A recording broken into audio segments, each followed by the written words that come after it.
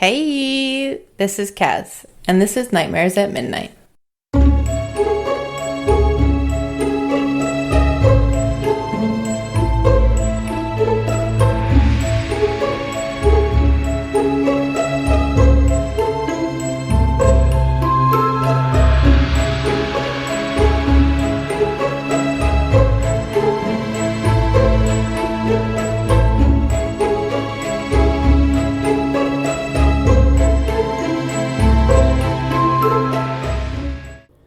Hello, everybody. Welcome back. This is episode 21, and today we're going to be talking about a few different stories, actually. We're going to be going through some ghost stories of the Smoky Mountains area.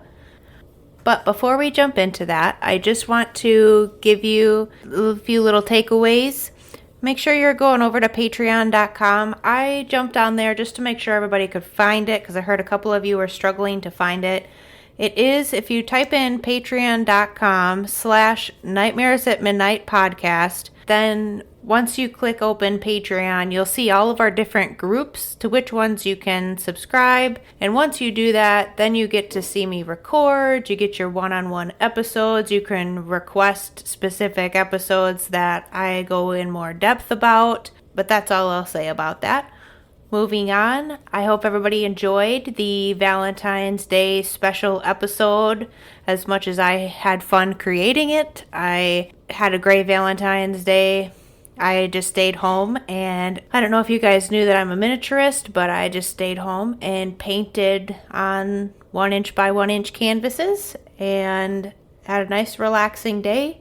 Also, I don't know if some of you guys know or not, but we got the good news that we are expecting, and I just have to tell you because I am so excited about the due date. So the due date is Friday, October 13th, and I was excited enough that it was in October because #spooky, but to have it be on Friday the 13th just made me a little bit even more excited. So hopefully baby stays in that long. We'll see. But yes, so good news all around. Things up here have been snowy. It snowed the last 3 or 4 days in a row. We've got, 6 to 8 inches extra snow now. So check on your Alaska friends because we're buried. Those of you that typically listen to me, you guys know I normally do the spiel in the beginning about where you can listen. I'm not going to do that this time. You guys can check in the show notes. If you're listening to me already, you know somewhere to listen to me. So I won't mention the whole list again today. If you need assistance finding new places to listen to us, check us out on Facebook, send me a message, send me an email, and I can point you in the right direction. We do have 2 new places, so just in case you need the help, I'm here. As a busy mom, it can be hard to take care of yourself. My friend Jennifer has opportunities to solve just that. She now has a brand new storefront. Her Anchored in Relaxation storefront is here in Wasilla, Alaska at 3400 East Cottle Loop. It's in the new building on the corner of Seward Meridian and Palmer-Wasilla Highway. Her place is a great, relaxing spot to get a facial and a massage all in one location. You can find her on Facebook, square appointments, and by emailing anchoredinrelaxation@gmail.com. Mention you heard about her on my podcast and get a free peppermint scalp massage added on to any massage. Support your local veteran-owned businesses and go to Anchored in Relaxation today.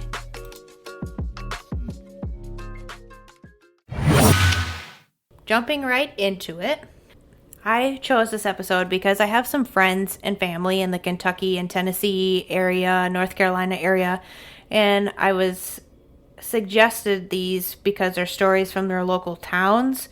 So I dug in and I did some research about the area, and surprisingly I came up with quite a few from the Smoky Mountains. If you're into legends and folklore, then you've definitely come to the right place for this episode. So if you're listening in the dark, you're going to want to grab a flashlight because it's about to get goosebump scary in here. So the Smokies are a subset of a larger mountain range, and it's kind of tucked between Tennessee and North Carolina. So we're going to start with the Briar Creek Ghost Child. This one's actually a little bit north of the Smokies in Kentucky, but I wanted to start with this one and then we'll move south. So this one's from Williamsburg, Kentucky. And as soon as I read the little article that I got sent, I was 100% all in on wanting to find this one. So Williamsburg is the county seat of Whitley County in Kentucky. And it was developed along the Cumberland River. And the city was founded in 1818 and named after William Whitley. And this friendly town has a beautiful kind of country scenery in all directions and a rich history to go along with it. I don't know if you've been to Kentucky, if you don't live there. I feel like a lot of Kentucky is a lot of very rolling hills, white fences with horses. That's a very typical country type. And hidden in the heart of Williamsburg sits a local treasure, Briar Creek Park. And I checked out the website for this park specifically, and the opening quote literally says, "If the good Lord's willing and the creek don't rise, Williamsburg citizens will meet along the creek for birthdays, family reunions, local baseball games, area softball tournaments, high school and college track meets, or just a fun-filled day in the sun, or shade at Briar Creek Park in Williamsburg." If that doesn't set the stage for how country-fried this is, I tell you. However, in this park, there appears to be a forgotten little gem inside of the park. Sitting quietly up on a hill is an old lost cemetery. Unless you know where it is, you'll likely miss it. I checked out this cemetery online because I can't obviously make a trip from Alaska to Kentucky at the drop of a dime. And there's actually 179 headstones on record there. I don't know how people could miss it and why it'd be so close to a park with children playing, but it's there. According to the stories surrounding this topic, a little girl named Emily is buried in the cemetery along with her best friend, a white kitten. Although time has erased a lot of the details surrounding her death, it is believed that she died suddenly while trying to rescue her kitten from floodwaters. This leads us to believe that she possibly drowned along with the animal, and because she loved her kitten so dearly, they were laid to rest together. A few of the older locals can recall some of the details, and from the article I read, were pretty happy to tell the stories that they could remember. Emily came from a poor family in the late 1960s. Her father was a farmer, and her mother was a stay-at-home mom with 5 other children to care for. One evening, Emily found a white kitten near their property. It was starving and alone, so she carried it home, like any young girl would want to do. Although her parents agreed that the cat could stay, it had to live in the barn. Emily would sneak out of the house every night to sleep in the hay with her kitten. One of the gentlemen that told the story even laughed as he claims to recall seeing little Emily with her family, that her hair would be full of hay all the time because of how often she was out in the barn. Her father would tell the story of how she hopped out of a window and spent the night in the barn with her cat. Emily was a little country girl in every way. Apparently, it was late in the summer when heavy rains and storms came to the area. The Cumberland River was rising fast and people hurried to collect remaining crops before the floods washed them away. Emily's father was one of those people, as they depended on the crop money to survive through winter months. All 6 children and his wife accompanied him in the rush to save their remaining crop fields. Emily was assigned to the cornfield, but while she was gathering her harvest, she noticed that her kitten was trapped in the rising water. Who cares about corn at this point? She ran straight into the water in a desperate attempt to save her friend. By the time her father reached them, though, the water had carried both Emily and the kitten away. It was 3 days later before their bodies were found, and even in death, the white kitten was found wrapped tight in her arms. The grieving family decided that Emily and her kitten should spend eternity together. The pair was laid to rest together in the cemetery located in what is now known as Briar Creek Park. If that ain't the saddest and sweetest thing ever. It is said that sometimes late at night, Emily and her kitten will come out to play. The sounds of a young girl laughing and a small kitten meowing can be heard around the park. Small, wet footprints have also been found on the pavement when the weather is warm and dry.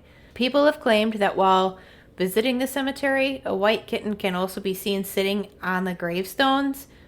And I think that's interesting that it's a white kitten in this story, because typically in cemeteries and scary stories it's black cats, so at least black cats are getting the rap this time. One couple, while I was researching, said that while being parked late at night, a young girl walked right in front of their car over a bank and into the creek below. When they went to check on her, nobody was there but a white kitten sitting on the bank. When they arrived back to their car, they found tiny wet paw prints all over their car and windshield, even though they had just saw the kitten down over the bank.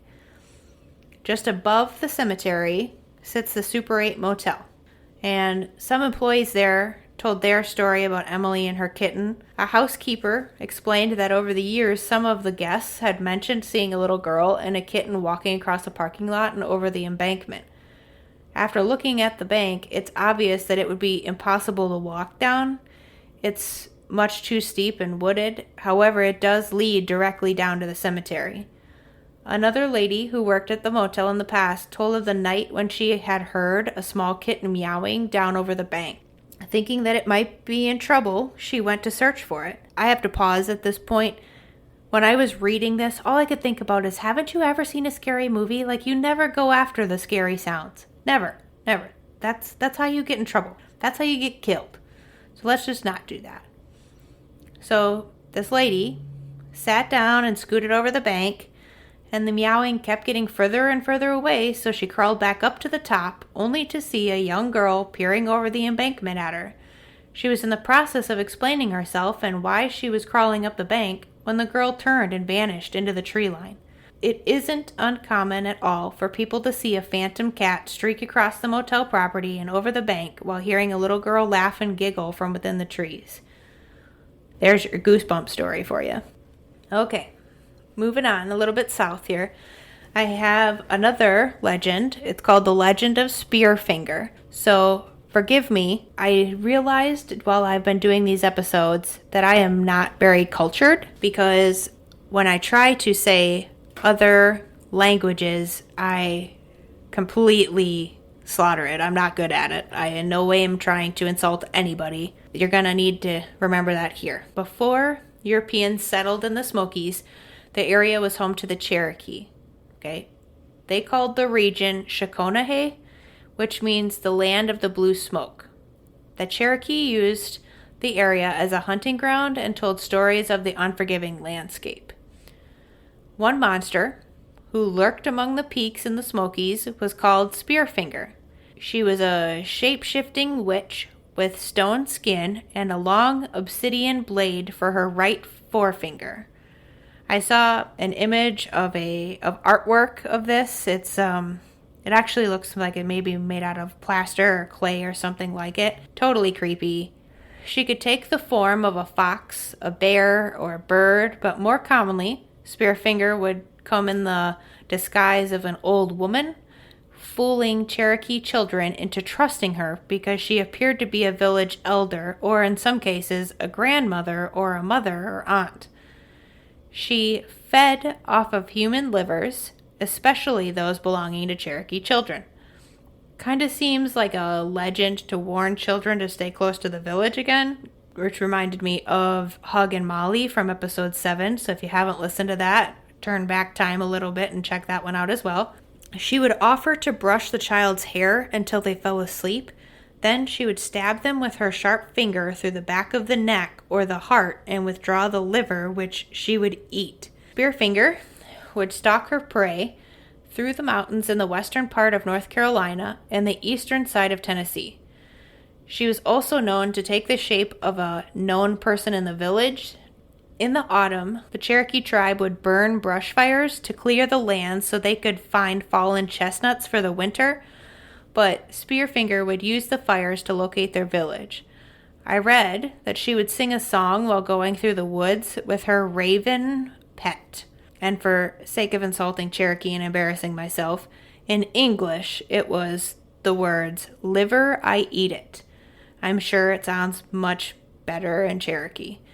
I did read she had one weakness, and it was her heart that she carried in her hand. That doesn't seem very smart, actually.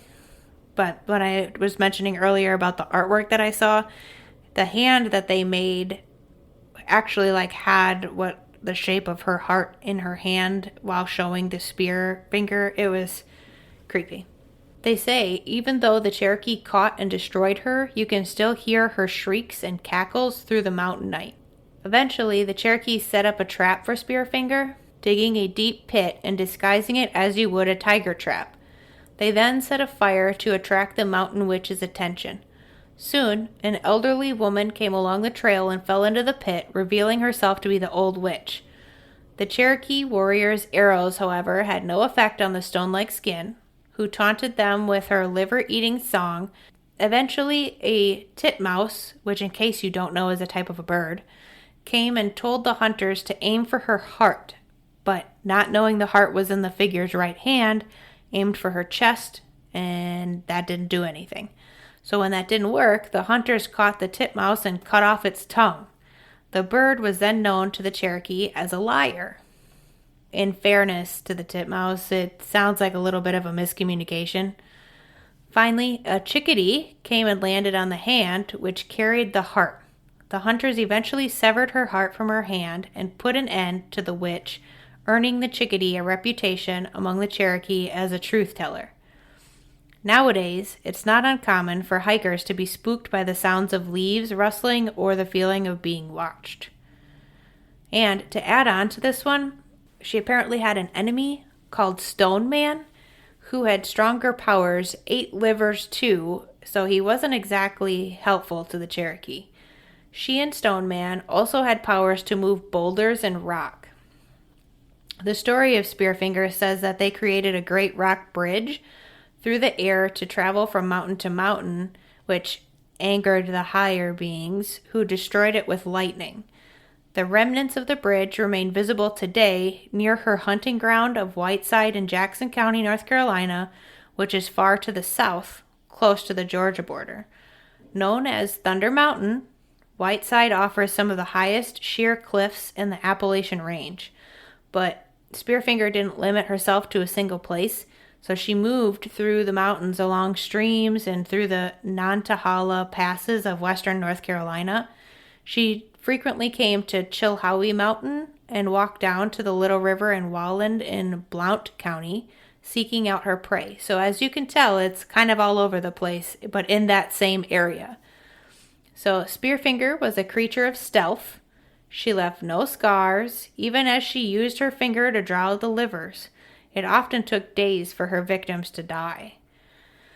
Meanwhile, Stone Man saw Spearfinger's fate as a warning to himself, but soon went back to his liver-eating ways.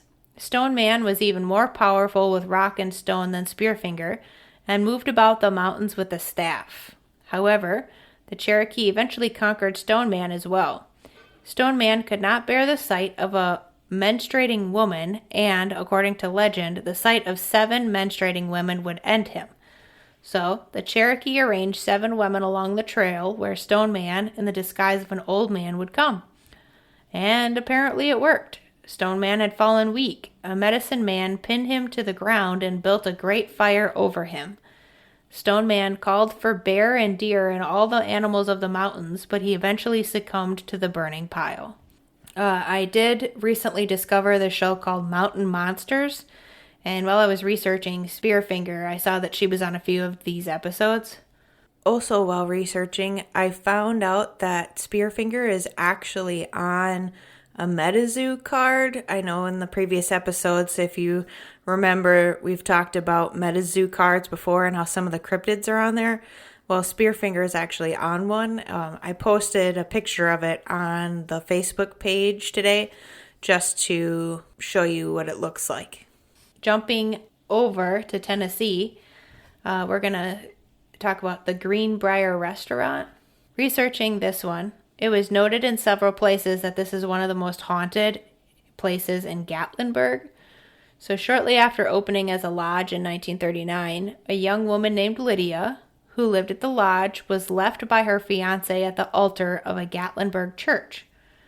Devastated, Lydia rushed back to the Greenbrier Lodge, threw a rope over a rafter, and hung herself still in her wedding dress.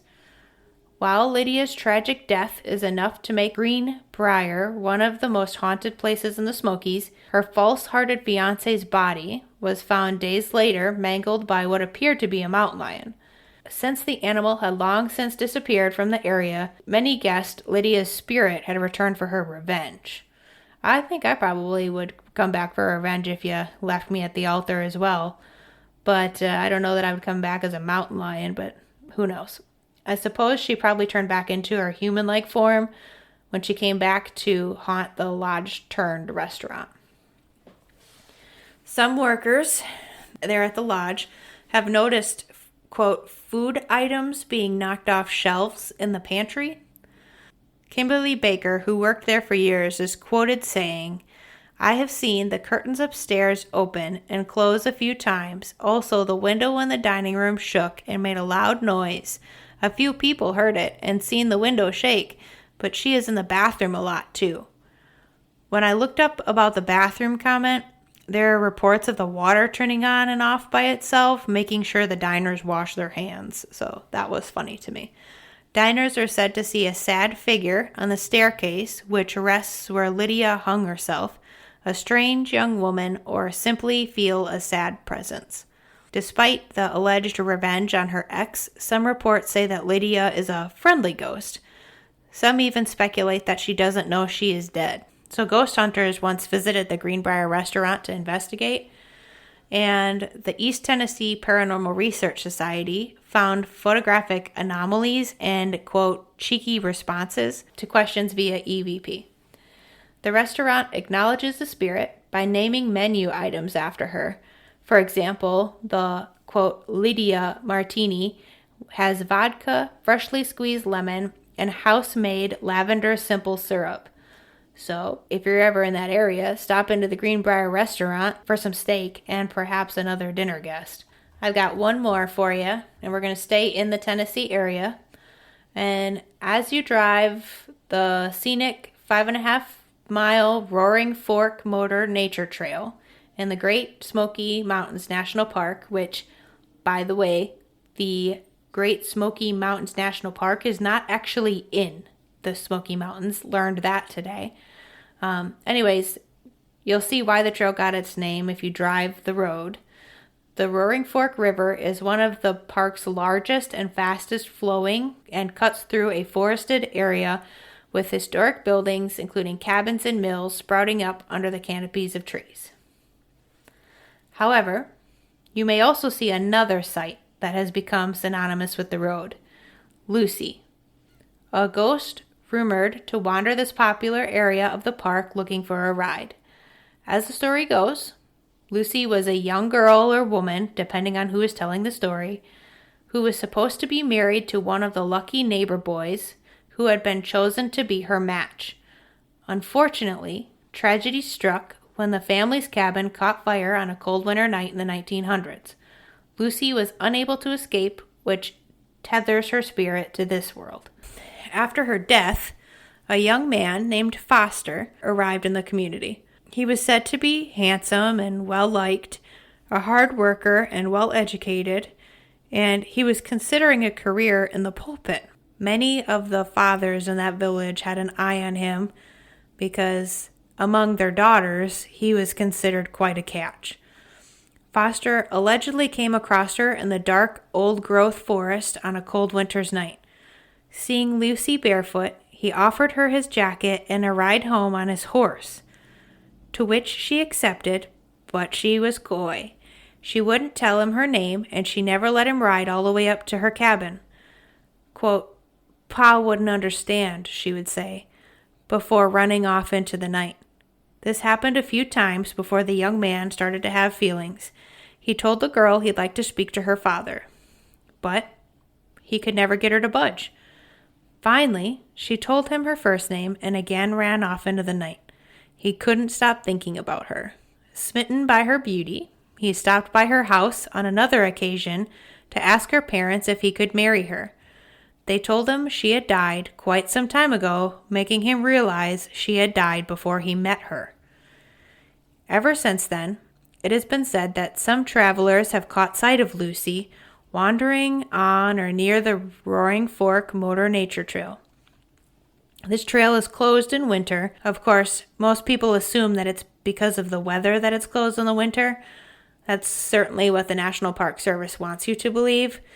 But I think you and I know differently. If it was wintertime when she died, I don't know that I want to be on the trail either. I think that her spirit is just tethered to this world still, and she's looking for somebody to pick her up and give her a ride on their horse or car, I guess. I feel like this is a story that's pretty common in a lot of different areas where somebody gets killed on the road or near the road and they're stuck wandering that spot on the road. I find that is pretty common with a lot of ghost stories, that in different locations they're similar but just different spots, or one little detail is different about why they're roaming the roads there. That's what I have for you this episode. We have 2 more episodes before the end of the season.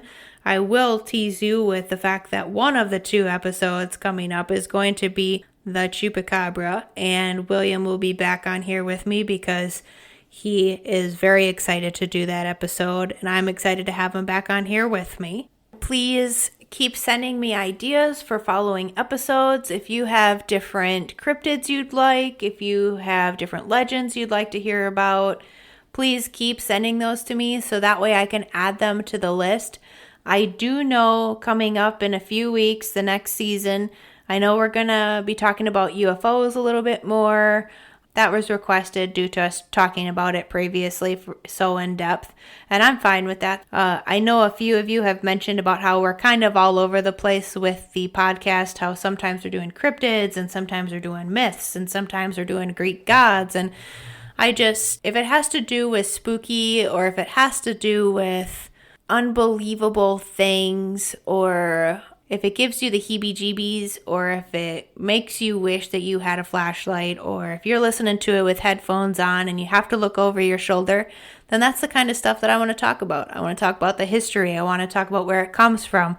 I want to talk about why it would be scary. And that's the kind of thing that I enjoy talking to you guys about. So I hope that since you're here listening to this, that you kind of like that thing too. So if you're newly joining us, don't forget to go back and check out some of the older episodes. Bear with me as I was learning how to edit. Bear with me as I was learning how to record. Thanks for making it through to episode 21. Only a couple more episodes, then we're going to take a week break, and then we'll head right into season 2.